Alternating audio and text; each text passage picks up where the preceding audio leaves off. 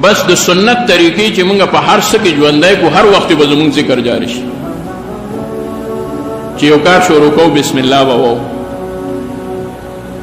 چې یو ښه کار وشي او موږ خوشحاله شو الحمدلله به وو چې څه داسې غم را باندې راشي مصیبت را باندې راشي الله دې په چا باندې غم مصیبت نه راولي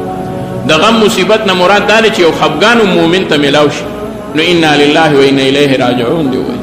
چې د یو شي نه زړه ښه شي نو ماشاءالله دی ووایي بس د ده دا ټول اعمال به په ذکر کې راشي کار به دی کوي او هغه به ذکر کې راځي مور بیبي عایشې رضی الله تعالی عنها یو ځل نبي علیه الصلاة والسلام سره ناسته وه او ډیوه مړه شوه ډیوه مړه شوه یکدم هوا راله لکه بجلي چې ورشي منده خفه شي اوس د خلکو عادت داسې جوړ شوی دی اوس خو لا بیا هم الحمدلله د اسکارو د مجالسو سره خلک څه ذکر وکړي پخوا به یې کنځلې شروع کړې پاډۍ والا پسې د زنانو به ویې چې دې بټنې ته څوک ناست دی خدای دې منډو باسي چې دا بټن خدای دې نه کړي هغه غریب خو به مجبوره خیرې به یې کولې چا به څه کول چا به څه د دې په ځای انا لله و انا الیه راجعون هغه ویل پکار نبی علیہ السلام فرمایل انا لله و انا الیه راجعون چې ډیوه مړه شوه عایشې بیبي ورته عرض وکړه یا رسول الله دا خو ډیوه وه مړه شوه موږ به بیا بله کړو دا خو څه داسې مصیبت نه دی چې تاسو دا انا لله و انا الیه راجعون کلمه د استرجاع ووایي نبی علیہ السلام فرمایل عایشې هر هغه کار چې مؤمن په تکلیف کې او خفګان کې غورځوي هغه وخت کې د مؤمن دا وایي موږ د یو ساعت له په تیارو کې شو نو په موږ باندې تکلیف راغی او دا یوازې مؤمن ته دا سعادت حاصل دی که په غم کې د الله ذکر وکړو په هغې به ولهم الله اجر ورکوي که په خوشحالۍ کې وکړو د هغې باندې به ولهم اجر ورکوي که ضرور مسلمان خیال یې وساته د هغې کې به ولهم الله رب العزت د ذکر اجر ورکوي اوس چې کوم ځای کې نشي کولی ذکر بیت الخلا ته دننه کېږي نو هغه وخت سره دننه بلکل ذکر منع دی قصدن عمدن دی بنده ذکر نه کوي که چېرته یې د خولې نه ناڅاپه څه وخېږي بیا د بهر په استغفار ووایي نه دی پکار عادت دی بلکل دا روک کړي ځان له برهنه حالت کې یا قضای حاجت په وخت کې بلکل نه دی پکار نو د ابو داود شریف روایاتو کې راځي روایت دی په لومبنو سبقونو کې چې نبی علیه الصلاة والسلام به بیت الخلا ته دننه کېدو نو او به فرمایل اللهم انی اعوذ بک من الخبث والخبائث اے الله زه پناه نیسم په تا سره د نارینو شیطانانو نه او د زنانو شیطانانو نه د دې نه زه پناه نیسم دا په عمل کې راشي بیت الخلا کې به درته وسوسې نه راځي دا به نه راځي دا دی پلیتو جوړوئ دا دی مې داسې ټوله رنځ لګیا یې کموډونه وینځي صفاکۍ او بهر دا کلمه نه وایي چې خدای له دې نه په امن دا دی به پلیتو دا دی به پلیتو په ګنټو وخت په غسلخانه کې واخلي 2 ګنټې کې اودس کوي او 15 منټه کې موس کوي دا به وایي دا اودس بل څه لکړو اودس کې 2 ګنټې لګوي او په موس باندې 15 منټه لګوي دا شکی شي وهمي شي دا کلمه چې څوک وایي د بیت الخلا نه وړاندې چرې به دی په وهم او په شک کې مبتلا نه شي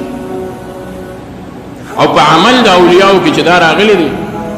سړی حیران پاتې شي ما د شیخ صاحب رحمت الله علیه یو ځل راغی د بیت الخلا نه اودس یې وکړو چې کېناست ویې خندل چې هغوی به څنګه موسکي شو مونږ به بیا داسې څه نوي یو ښکلې خبره به مونږ واورو موسکی یې شو ویې خندل وی غسلخانه کې خو عجیبه کار و مونږ ویې ولې په ویښه باندې وی غسلخانې ته یو توره بدرنګه ښځه ناڅاپه جوړه شوه راوړه وی چې څنګه ما ولیده ما وی چې روکه شي اعوذ بالله من الشیطان الرجیم مې په زړه کې راغله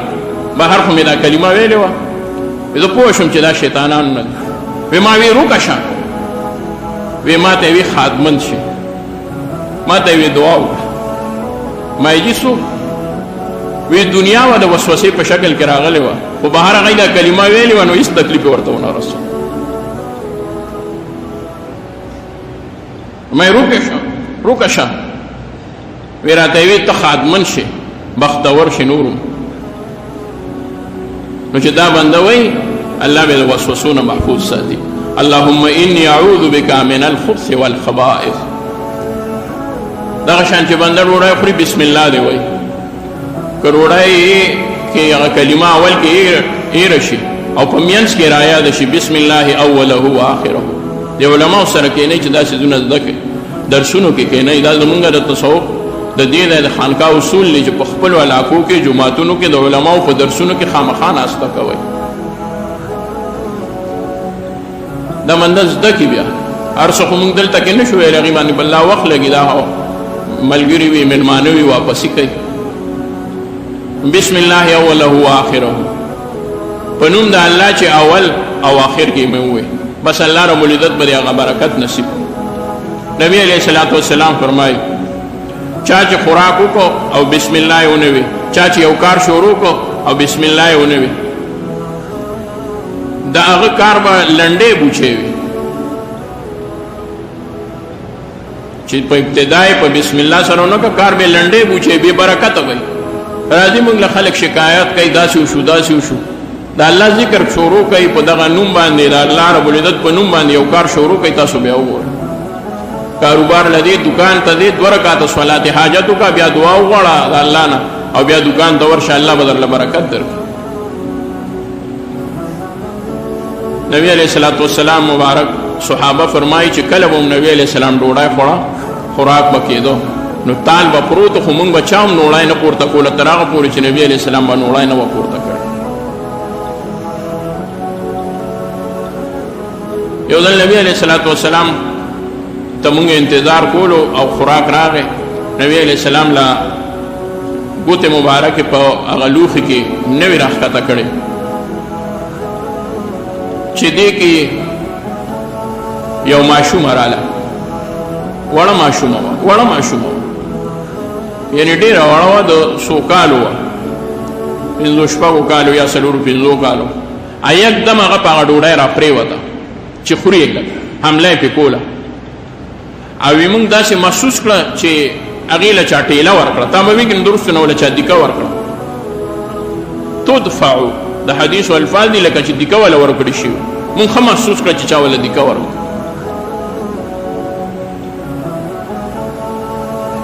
بس هغه نبی علیہ السلام لاس وله کلک ونیسي.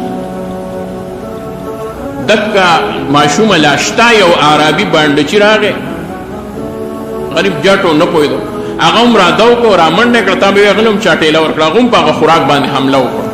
نبی علیہ السلام د هغه لاس ونیسي. بیا نبی علیہ السلام ډوډۍ واخسته، موږ ته یې وی خوراک وکړئ. بیا هغه یا وکړه یا نه، خو ټول صحابه وایي موږ خوراک وکړه. نبی علیہ السلام وفرمایل تاسو پوه شوئ دا ماشومه چې راله او دا بانډچي چې راغی دواړو حمله وکړه، دا ډوډۍ په تلوار خوړه. دا دی په خپل اختیار نه راغلي، دی له شیطان دیکه ورکړه. وی ورشئ د نبی علیہ السلام نه مخکې چې ډوډۍ واخلئ بغیر د کلمې نه چې د دې خوراک نه برکت ختم شي. ما د دواړو لاسونه ونیسل او وی ورسره مې د شیطان هغه لاسونه هم نیولي وو دکه شان چې بیا داسې کار نه کوي. ما هغه قید کړل، د شیطان هغه لاس مې قید کړل. یعنی دومره پورې شیطان کوي چې د ما ستانه هغه کلمه یې رول څه کوي، په ما تا باندې هغه ډوډۍ خرابولو دپاره هغه مختلف قسمه حربې استعمالوي. یا زوام دې وخت سره نه دی، د ټولو نه لوی مصیبت څه دی چې ډوډۍ شروع کوي او رنګ درته راشي. بس هغه اوچت که بیا کلمه بیا خوري او بس تاسو یې ټول دکه شان لګیا دي کلمه یې دا عادت ته نه، هغه بل ته پړه کې شیطان واچي تور ته ټلیفون وکړو اوس به اوزګاري نو بس هغه ډوډۍ واخلي خو کلمه ونه وایي. بیا وروسته هم خبرې وکړي خو کلمه ترې نه هېره شي. ډېر خیال ساتل پکار دی. او شیاطین هم په دقه کې کوشش کوي. شیطان د الله دشمن دی، د مسلمان دشمن دی. دی چرې هم نه غواړي چې یو مسلمان دی خادمن شي او الله رب العزت ته هغه له برکت ورکړي. دی نه غواړي. دی د الله د جانب نه د برکت نه دا مسلمان محرومه کوي په هر شکل کې. چې تاسو وګورئ په خوراک کې برکت ختم شو، په کورونو کې برکت ختم شو، په اتفاق کې برکت ختم شو. اتفاق نشته. خاوند او بیبي دي یو بل سره داسې وګوره روانه وي او همیشه به روانه. بچي دي هغه د پلار نه لري، د مور نه لري، دا شیطان منځ کې لګیا دی او سوی یو ځوان به هغه به نور سلنی کار نی د روزګار نی وای دا ما ویلی دي چې زه به داسې نه کوم پلار سره به خبرې نه کوم مور سره به خبرې نه کوم ضد یې نیولی نور د ضد نه چې ځان کې غیرت پیدا کړي کار وکړي دې دا شیطان ورته وایي دا کار وکړه نو چې کله بنده ذکر فکر کوي بالکل الله رب العزت به هر څه کې برکت واچي هغه ډوډۍ کې به برکت واچېږي بل ځای کې نبي علیه الصلاۃ والسلام مخې ته یو سړي ډوډۍ خوړه او د هغه کلمه یې راشوه یکدم په آخره کې کلمه را یاده شوې بسم الله اوله و آخره چې دا څنګه وی نو ډوډۍ وخوړه نبي علیه السلام مسکی شو وی تاسو ونه لیدل ما ولیدل شیطان راغی او دې سړي سره ډوډۍ یو ځای خوړه خوراک یې ورسره کو د چې څنګه کلمه ووی شیطان په خوله کې ګوته ځان له ورکړه او هغه ټول خوراک یې هپله وغورځو او دله الله رب العزت امانت خوراک بیا واپس په هغه تالي کې واچو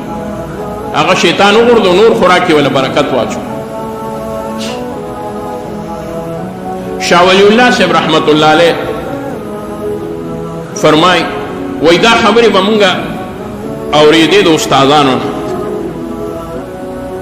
او دې ته ویلی شي معنوي څیزونه زمونږ ایمان دی بس دکه شان شوي دی نبي علیه السلام فرمایي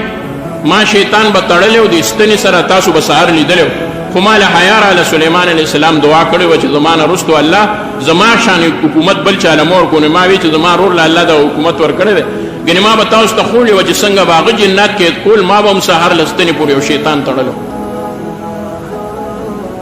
زمونږ ایمان دی په دې باندې چې همدغه شان دی نبی علیہ الصلوۃ والسلام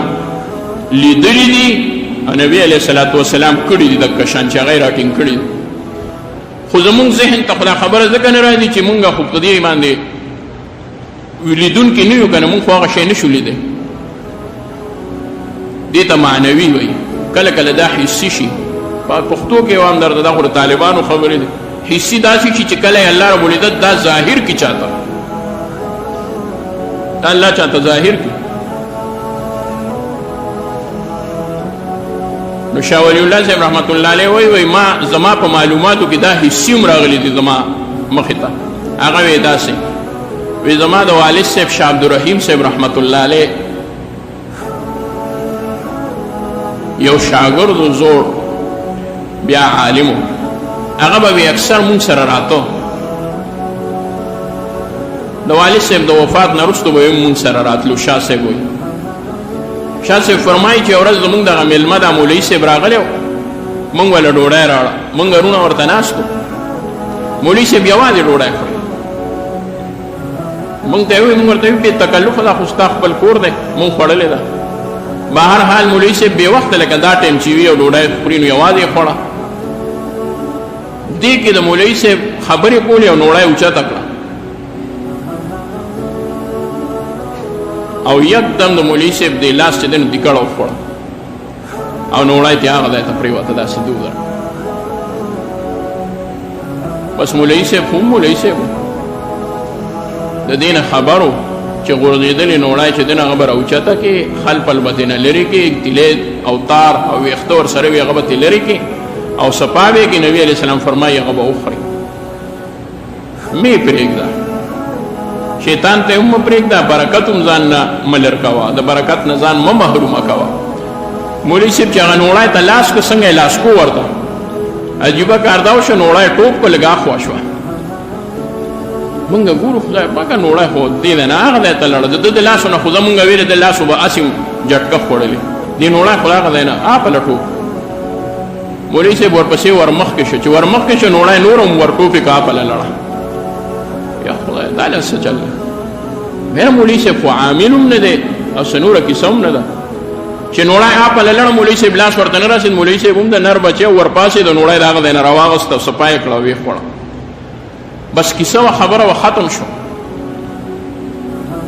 سره دې پس وی زمونږ په ګاونډ کې په یوې ماشومې باندې پیریان راله تر دغه ساعته به مونږ وی چې دا جنات دي که دا ماشومه لګیا ده مونږ به وی یاره دا پته نه لګي د دې په ماغزو کې یا په ذهن کې څه خبره ده هغې به خبرې کولې په دغه ورځ باندې هغې ماشومې ناشنا خبرې وکړې आवाज یې غټ شو د سړو आवाज شو او هغې ماشوم یې وویل چې تاسو دې کور کې زمونږ ډېر لوی توهین کېږي او دلته زمونږ حق والی کېږي. مونږ ویل چې ستاسو څه حق والی کېږي؟ زما یو ورور یا ما ورته وویل چې ستاسو څه حق والی کېږي دلته ستاسو دې کور کې؟ وی دا کورنۍ چې ده د شاه عبدالرحیم صاحب وی دې کورنۍ کې زمونږ ډېر مخالفت کېږي. مونږ د دې کور نه لا تر اوسه پورې هېڅ شی نه دی وړی. وی ما ورته وی چې ولې نه دی وړی؟ وی چې دلته د نبي علیه السلام په سنتو دومره عمل کېږي چې د هغې په وجه مونږ ته په رزق کې هم څه نه میلاویږي او په خوراک څښاک کې هم څه نه میلاویږي. وی ما ورته وی چې دا تاسو څه پورې ووایي؟ وی هغې ماشومې د خولې نه هغې جن خبره وکړه وی چې 13 ورځو کې ستاسو یو میلمه راغلی. مونږ وی چې ماشومې ته د دې کیسې څه پته؟ ستاسو یو میلمه راغلی او هغه ډوډۍ خوړه. نو مونږ وی چې یاره راشه نور څه نه دي دی خو خبرو باندې دی نو د ده د لاسو نه نوړی وغورځېږي نو دی به وایي چې دا وغورځېده نو هغه به مونږ شي. ځکه نبي علیه السلام فرمایي چې نوړی دې راوچته نه کړه هغه د شیطان شو. نو مولوي صاحب داسې سړی و چې بس هغه ورپسې لاس اوږد کړ. نو وی مونږ وی چې اوس خو داسې هم کار کړی دی هغه جن وی. نو وی مونږ هغه نوړی نور هم اپله کړه. وی نور اپله کړه مولوي صاحب ورپسې اپله لاس راووت چې مونږ ترې نور هم اپله کړه. مونږ وی دی دو روزګار نه چې ډوډۍ نه راپاسي نوړی پسې خو یا د نر بچی نوړی پسې راپاسېد چې دا د سنت طریقه ده دا به ژوندی کوم. مونږ په هغې باندې دغه مولوي صاحب نه سیوا تاسو نه خفه یو. وی بیا یې بله کیسه وکړه وی چې هغه بله ورځ ګازرې وې ستاسو کور کې خوړی شوې. وی مونږ وی چې مونږ به پکې څه وخورو؟ وی تاسو هغه هم صفا کړئ او هغه هم تقسیم کړئ چې اسراف دی چې مونږ دا غورځو هغه هم زمونږ د رزق نه وواصل.